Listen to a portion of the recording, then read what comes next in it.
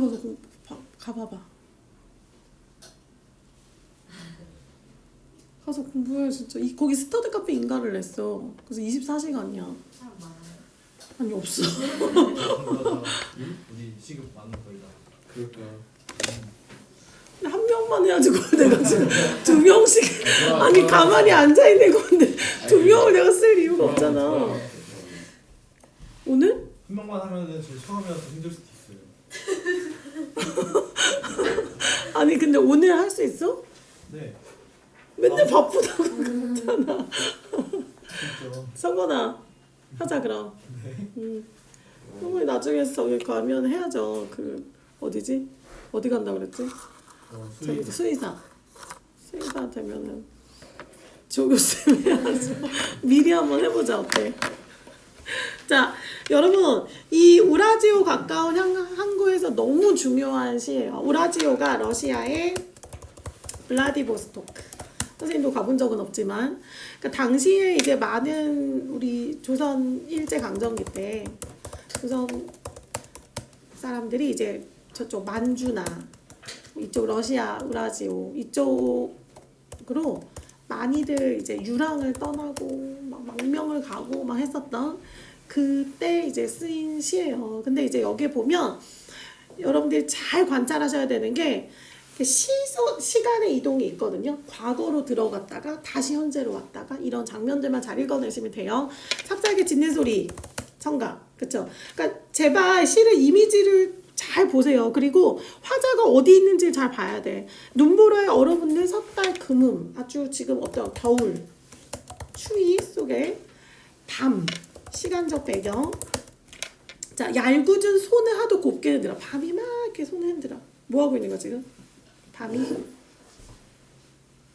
이리 와 이러는 거잖아. 그쵸? 근데 밤이 그럴 리는 없겠죠. 그쵸? 그러니까 내 마음이 동해서 지금 어디로 간 거야? 밤에 이 불타는 지금 소원이 부드러웠대요. 여기 봐. 술을 마시어 불타는 소원이 부드러웠다. 이 세 가지가 논리적으로 말이 안 돼요. 술을 마시어 불타는 소원이 부드러웠다. 어떻게 해석하면 돼? 술을 마셨더니 소원이라는 건 뭐야? 소원, 소망, 갈망 뭐 어쨌든 마음이 지금 어땠어? 동했어. 그쵸? 그래서 난 어디로 온 거야? 이 밤에 부두로 왔다 이런 얘기지. 그치? 이 부두는 항구야. 항구에 왜 왔을까요? 항구는 배가 다니는 곳이잖아. 그쵸? 응? 배가 왔다 갔다 하는 곳이야. 그러니까 너무 이제 뭔가 떠나고 싶지만 떠날 수가 없는 상황인 거지. 그치? 자 그러면서 걸어온 길가에는 여기서 걸어온 길가라는 거는 화자의 뭐예요? 상황, 자신의 삶, 뭐 자신의 삶을 약간 성찰해 보는 거죠. 내가 지금까지 걸어온 길가에는 찔레 한 송이 없었대. 뭐 찔레는 뭐야? 작은 기쁨, 행복, 뭐 이런 나에게 어떤 그런 보람은 없었대도 나의 표범은 자 나의 표범은 뭘까요? 자신의 뭐 분신, 그러니까 내면의 어떤 의지. 우리 노인과 바다에서 노인이 사자꿈을 계속 꾸는 것처럼, 그쵸? 그런 어떤 의지적인 어떤 자 이런 거겠죠. 자욱자욱 뉘우칠 줄 모른다. 나는 지금까지 살아왔지만 난 뭐가 없어. 후회 없어. 나 잘못한 거 없어. 잘못한 것 없이 살아왔어. 약간 이런 자신감. 자 어깨에 쌓여도 하얀 눈이 나는 무겁지 않아. 자 실제로 이제 하얀 눈이 뭐 얼마나 무겁겠어요. 하지만 이걸 잘 생각해보면 자신의 어깨에 쌓여있는 게 뭐야? 인생의 어떤 무게 이런 거죠. 사실 선생님은 이제 여러분들 보면 좀 안쓰럽죠. 이런 것들이. 잘은 지금 뭐 그냥 힘들고 이렇겠지만 사실은 굉장히 무거울 거야. 그쵸? 뭔가 장남으로서 예를 들면 장녀로서 외동으로서 막내로서 뭔가 부모님의 그거에 또 기대에 어떻게 해야 돼? 부응해야지. 뭐 책임도 있을 것이고. 하지만 난 그거 어때? 무겁지 않아. 약간 선언 같은 거죠. 나 전혀 무겁지 않아. 나 이렇게 살았어. 뭐 이런 얘기야. 자, 철없는 누이 고스머리랑 어루만지며 우라지오의 이야기를 캐고 싶던 밤이면 이게 언제 같아요? 고수머리를 어루만지며 우라지오의 이야기를 캐고 싶던 밤이면 과거를 회상하는 거지. 우리 엄마는 서투른 마우제 말도 그때는 몰랐을 거야. 엄마가 서툴렀는지. 근데 지금 이 사람은 지금 어디 있어? 우라지오 가까운 항구에 있는 거잖아. 그러니까 엄마가 그때는 자기도 잘 모르는 러시아 말을 엄마가 막 들려주셨지. 그럼 왜 애들은 막 우라지오 얘기를 캐고 싶었을까? 아이들에게 이곳은 동경의 대상이죠. 거기는 어때? 거기는 뭐 살기 좋은 곳이야? 뭐 거기 사람들은 어때? 키가 커? 뭐 막 이렇게 이제 엄마한테 막 물어봤겠지? 그럼 엄마는 막 얘기를 해줬어. 자, 조름조름 귀밟히는 누이가 잠들 때 꺼져.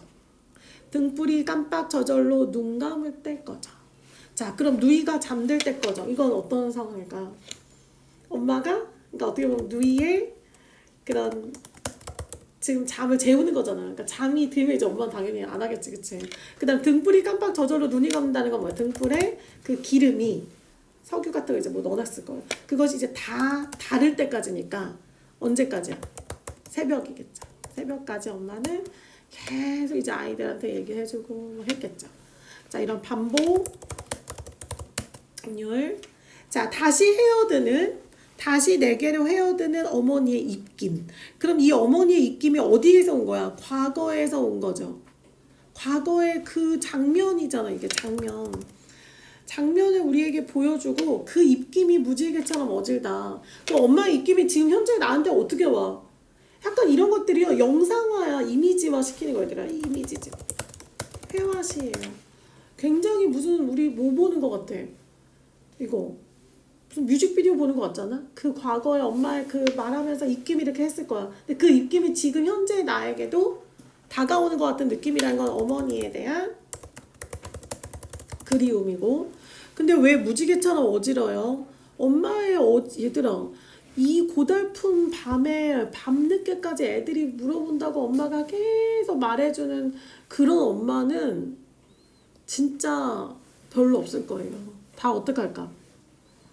말자. 엄마 졸려 죽겠다. 뭐 이런 게 일반적이지, 그치? 자, 나는 그 모두를 살뜰히 담았어. 뭐까지? 어머니의 사랑까지 다 담았어. 그런 어진 엄마의 마음까지 살뜰히 담았으니 어린 기억의 새야. 그러니까 그것을 나는 모두 기억하고 있다. 자, 거스르지 말고 이 귀정스럽다도요. 굳이 선생님은 이렇게 한국말인데 이렇게 꼭 이렇게 표현해야 될까요? 굳이 해석하자면 이렇다는 건데요.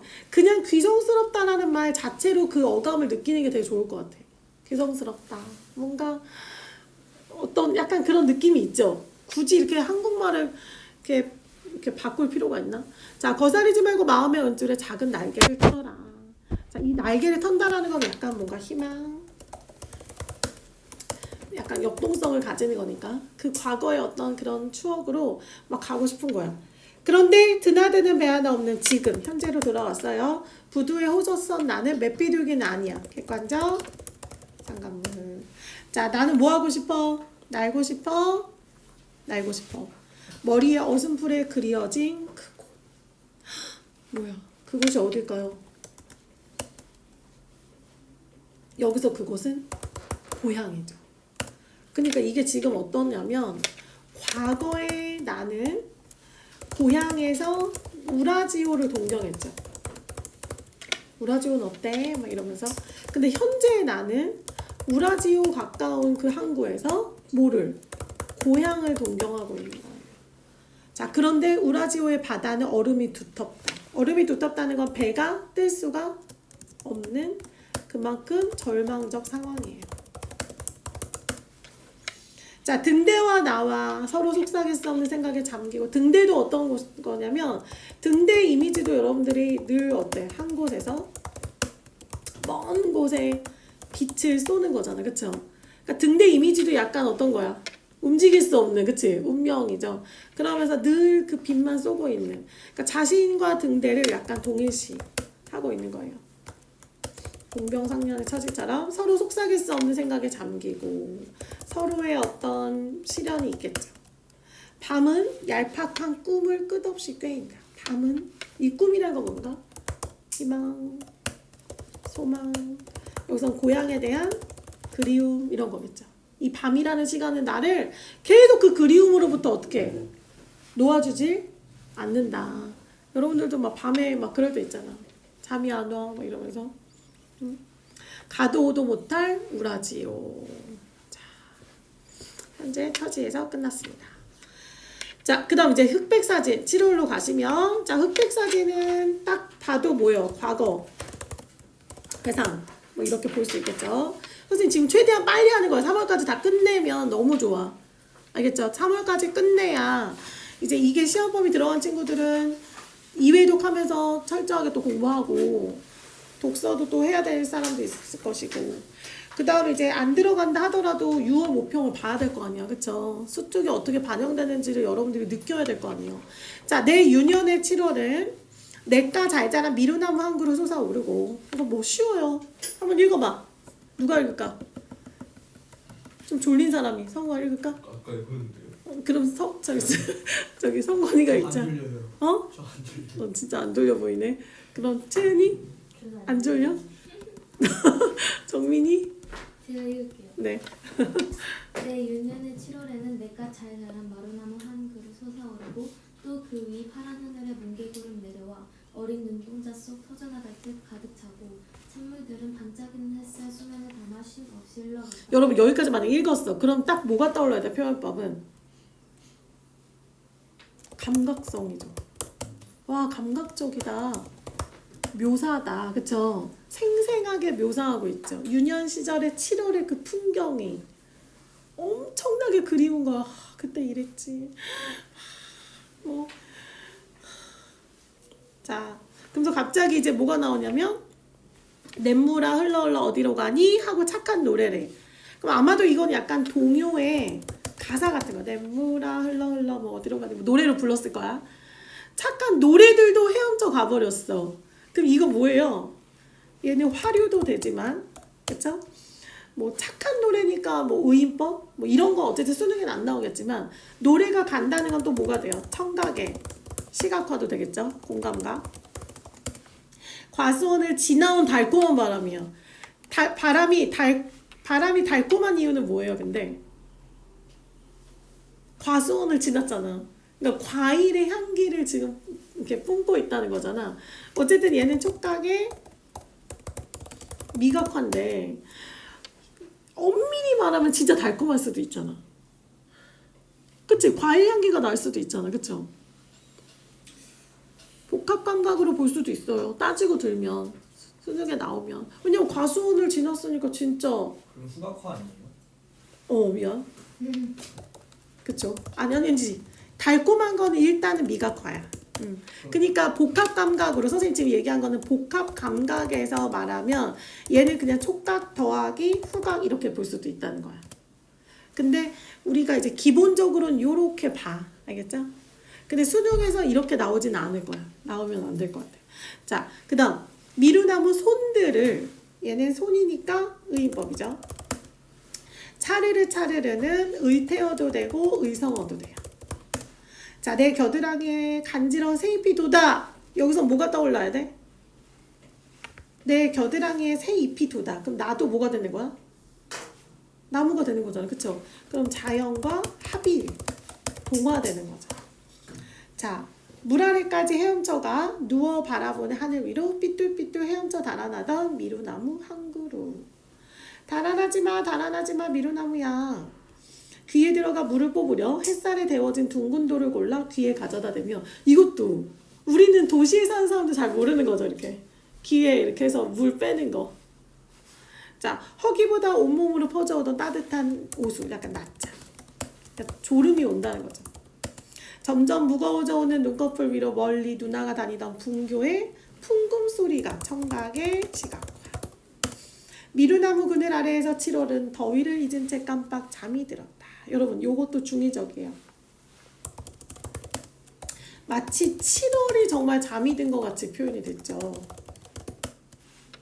자, 또 뭐예요? 나에게 7월의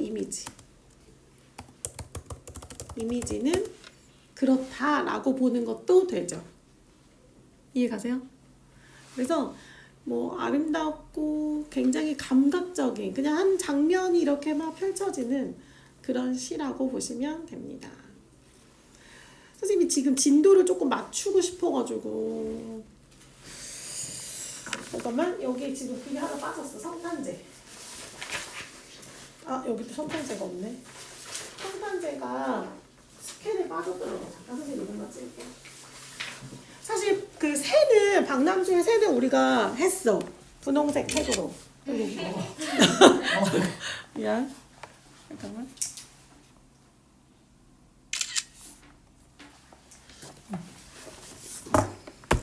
자, 그래서 요 시만 하면 되거든요. 그 박남주 새 기억나시죠? 우리 아름다운 현대시로 했죠? 자, 얘는 성탄제라는 시인데 우리가 알았던 성탄제랑은 좀 다를 거예요. 크리스마스. 그때는 이제 김종길의 성탄제에선 뭐가 있었죠? 붉은 산수유 열매 기억나죠? 그치? 아빠가 가져다 준. 자, 산미까지 내려온 어두운 숲이야. 마이너스. 몰입꾼의 날카로운 소리 마이너스. 뭐예요? 청각. 시각. 지금 뭐 하고 있는 거야? 몰입꾼들이 사냥하려고. 쫓기는 사슴이 눈 위에 흘린 따뜻한 핏방울. 얘는 색채 대비도 되고 냉온 대비도 되고 차가운데 따뜻한 핏방울이잖아. 굉장히 비극성을 강조하고 있죠. 그리고 역설적 상황이에요. 이게 역설적 상황이라는 건 굉장히 역설을 우리가 어떻게 해석하냐면 모순 형용, 모순 어법, 모순된 상황. 그러니까 이런 거야. 역설적 상황이라는 게 너무 비극적인 거지, 그치? 이 아름다운 눈 위에 이 사슴이 흘린 땀 핏방울이 너무나 따뜻해. 그 자체가 너무 비극적인 거야. 자, 골짜기와 비탈을 따라 내리며 넓은 언덕에 밤 이슬기 횃불이 꺼지지 않아. 이 얘기는 뭐냐면 이 밤에도 사냥은 뭐 하고 있는 거야? 계속되는 거야. 비극의 연속. 계속 누군가는 죽어가고 있는 거죠. 자, 무 짐승들의 등 뒤를 쫓아 며칠씩 산속에 잠자는 포수와 사냥개 마이너스. 이거 보면 그거 생각나지 않아? 그 리기다 소나무 숲 그거? 도라꾸 아저씨 나오는 거 있었잖아. 그 새끼 그 멧돼지 잡아가지고 어미 잡았던 기억나시죠? 그 잔인함. 자, 나이 어린 사슴은 보았다. 자, 오늘도 몰입꾼을 메고 오는 표범과 늑대. 그럼 굉장히 어떨까? 공포스럽겠지. 두려움. 자, 어미의 상처를 입에 대고 핥으며 우리가 그 김종길의 성탄제에서는 아버지가 아이를 위해서 뭐 했어? 아버지의 사랑이었지.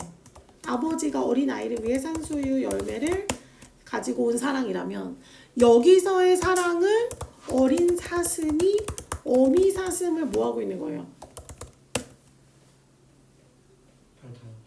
지켜주고 있는 거잖아. 응? 사랑이야. 더 가슴 아프지 않아? 어때? 아닌가? 뭐가 더 슬퍼? 이게 더 슬퍼. 이게 더 슬퍼. 둘 다 슬프지? 어린 사슴이 생각하는 것. 그가 어린 사슴이에요. 어두운 골짜기에도 마이너스. 밤에도 잠들 줄 모르며 솟아나는 상승적인 셈이야. 그럼 얘는 뭐야? 긍정이죠. 희망이겠지. 자, 깊은 골을 넘어 눈 속에 피는 하얗게 꽃피는 약초 플러스. 이것도 희망. 아마도 그는 이 어린 사슴은 희망을 버리지 않고 있을 거라는 거야. 자, 참으로 아슬한 곳에서 자, 쇠북 소리가 울린다. 두 가지 해석돼요. 첫 번째는 몰입꾼이 내는 소리. 두 번째는 교회의 종소리. 성당 종소리도 되고. 이게 그래서 성탄제야. 여러분, 이게 지금 마태복음 9절이에요. 죽은 이로 하여금 죽는 이를 묻게 하라. 이거를 여러 가지 해석을 하는데요. 마태복음의 9절이 지금 인용돼 있어요. 그래서 이게 이제 어떤 얘기냐면 그 예수님이 이렇게 성경책을 선생님도 요즘 다시 이렇게 조금씩 보고 있거든요. 근데 되게 상징적인 얘기가 많아요. 근데 예수님이 어떤 사람들을 이렇게 모아면서 이렇게 돌아다니면서 뭐 사랑을 전파하시잖아. 뭐 이렇게 이야기하고 뭐 기적도 보이시고 막 이러는데 어떤 사람들이 이제 그 장면이 나와. 자신의 가족의 장례를 치르고 있는 사람들이었는데 그들이 장례를 치르고 예수를 뭐 따르겠다. 뭐 이러면서 이제 제자가 되겠다. 뭐 이러면서 따라오는 장면이 나올 때 예수님이 이 얘기를 하시거든요. 근데 이 말을 이제 어떻게 해석을 하냐면 그러니까 이미 죽는 이는 죽은 이들의 몫이야. 그러니까 이 얘기는 뭐냐면 죽은 사람은 죽고 이미 우리의 손을 떠났어. 산 사람은 어떻게 해야 돼? 살아야 해라는 의미로 성경에서는 또 해석을 하고요. 그러니까 이 얘기를 어떻게도 볼 수 있냐면 이 누구를 어린 사슴을 위로해주는 말도 돼. 어린 사슴이 이 의미는 모르겠죠. 뭐 교회 종소리가 막 울려. 그럼 사슴이 그걸 알까 모르지만 이 사슴에게 희망을 주는 거죠. 어떤 희망? 엄마가 살아날 거야라는 희망은 아니고 이제 죽었고 이제 너는 어떻게 돼? 엄마를 떠나서 너의 삶을 살아야 된다는 의미도 돼.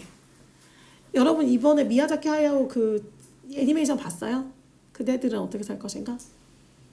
그게 엄마를 떠나는 이야기예요. 그러니까 엄마로부터 분리되는 이야기. 그거랑 어쨌든 굉장히 비슷한 장면이에요. 근데 이제 얘를 또 우리가 다른 어떤 해설서들을 또 보면 선생님이 이제 여러 가지 막 그 논문도 보고 막 봤는데 얘는 또 어떤 의미도 되냐면 인간의 희생은 계속된다. 그러니까 죽음은 끝나지 않는다. 뭐 이런 의미로도 또 해석을 해요. 인간은 그러니까 죽는 자는 죽은 자를 계속 어떻게 되는 건가? 이어진다는 얘기지. 이게 어떻게 보면 인간의 삶의 한계죠. 그래서 뭐 신을 믿는 사람들은 그렇잖아. 아니 왜 이런 세상을 만드셨어요? 뭐 하나님이 계시면 왜 이러는 거예요? 근데 그건 인간이 뭐 해석할 수가 없는 거죠. 개미들이 인간의 생각을 모르듯이 인간도 신의 생각을 도저히 알 수는 없는 거지. 뭐 그렇게도 해석을 합니다. 요 부분. 그래서 학교에서 이제 진도 나가면 잘 들어보세요. 학교 선생님들 해석. 자, 길이 돌아가는 사슴의 뒷밤에는 맑은 이슬이 눈물. 자, 그럼 돌아가는 사슴의 뒷밤에는 이제 엄마가 주었겠지? 눈이는 아직도 따뜻한 빗방울. 자, 반복 비극성을 다시 한번 강조합니다. 여러분 얘를 우리가 반영론적 해석으로 하면 시대상으로 보면 사냥꾼은 뭐예요? 일제죠. 어미 사슴은 조국이에요. 우리나라. 어린 사슴은 우리 백성, 민족, 우리들로 이렇게도 보기도 해요. 알겠지? 자, 여기까지 했고 얘는 우리가 했었어. 아름다운 현대시 하면서. 근데 이제 그것만 잠깐 선생님이 얘기할게요. 요 세 번째 3년을 선생님이 두 가지로 해석해야 된다고 했었어. 첫 번째는 진짜 포수가 인간의 어떤 파괴적인 속성을 가진 자들이겠죠. 그들이 이제 누구를? 새를, 자연을 파괴하는 것으로 해석을 하기도 하고, 두 번째는 이 포수는 어떤 의미에서 시인이라고 했죠. 그쵸? 순수를 뭐하고 싶어하는 자. 순수를 담고 싶은 자죠. 시인들은 순수를 담고 싶어해. 하지만 아무리 시인들이 그 순수를 담고 싶어 해도 시인들이 담을 수 있는 거는 완벽한 순수가 아니라 상한 새야. 이게 바로 인간의 뭐야? 한계야. 인간은 완벽히 순수해질 수가 없다는 얘기죠. 요거까지 했었어. 나와 있는 작품들을 꼭 보셔야 돼요. 자.